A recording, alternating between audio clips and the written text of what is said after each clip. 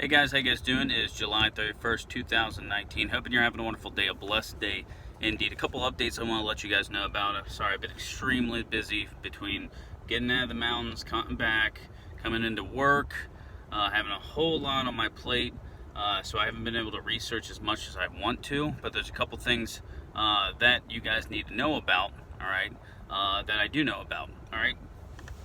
First thing, it seems like the U.S. is having trouble garnering support when it comes to maritime defense within the Gulf, all right, the Strait of Hormuz. Germany has come out several times, including today, and stated that they do not support the U.S.'s stance when it comes to the Strait of Hormuz.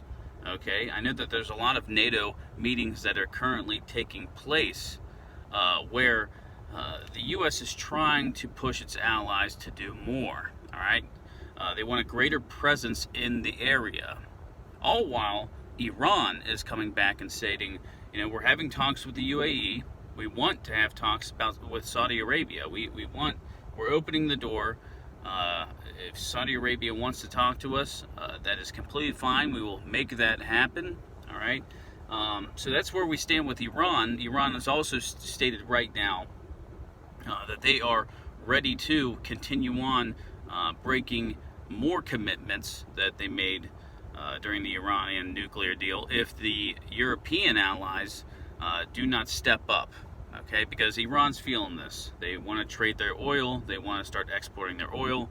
They're not able to because of sanctions, and they want the Europeans to do more to allow them to trade this oil, okay? If the Europeans do not go through, Iran's going to break even more commitments. That brings us closer to an Israeli strike on Iran. All right, that's where we stand when it comes to Iran. Basically, tensions are staying the same. Some people say that it looks like they're simmering down a little bit. I don't think so. I think that we're just at a point in this crisis where both sides are not willing to flinch, but something's got to give at some point. Either we're going to see negotiations, which, honestly, I'm hard-pressed to think that that could happen, or we're going to see escalation or some sort of provocation. We have seen Iran and North Korea both fire off missiles over the past week. All right, that's very serious. North Korea, not as serious just because Trump's not taking it seriously.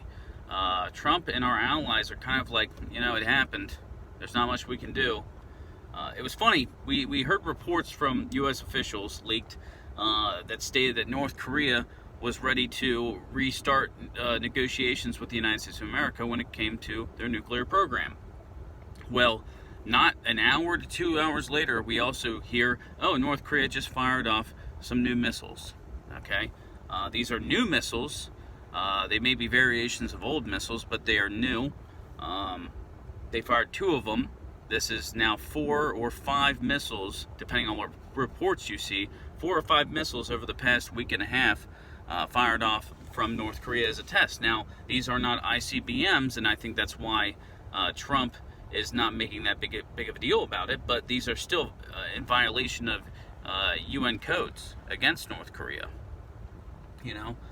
So that's a situation, of course, we need to watch. It seems like our foreign policy of appeasement towards North Korea will continue unless something serious like an ICBM test or a nuclear test happens. Okay. What else to talk about? We've seen numerous airstrikes within Syria and Iraq from both the United States of America, Russia, and Israel.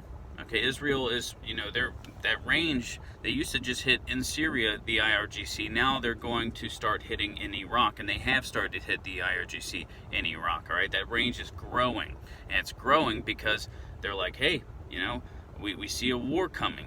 We see that Israel may be in a conflict with Iran soon, and so they're hitting different missile depots, different military bases, different places where the IRGC are stationed. As Iran, like I said, as they break those commitments, it makes it harder and harder for Israel not to strike Iran. All right, Turkey still building up, have a massive force currently on the northern border of Syria. There's been multiple times where they have gone into Syrian territory. They've talked about a safe zone between them and the United States of America.